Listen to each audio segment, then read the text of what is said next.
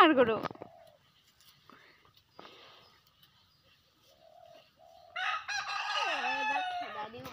এই নেখেদিবা ইমান তাৰ গৰম লাগিছে আমাৰ ঘৰত বহি ভাল পাইছে এই ছাঁত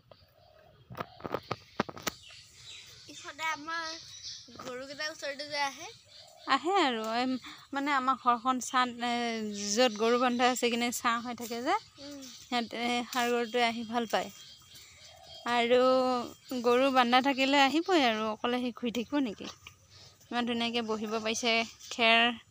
খেৰো খাই আছে এডাল এডাল ন খাইছে চাগে তাৰ গাত মাখি পৰি আছে যে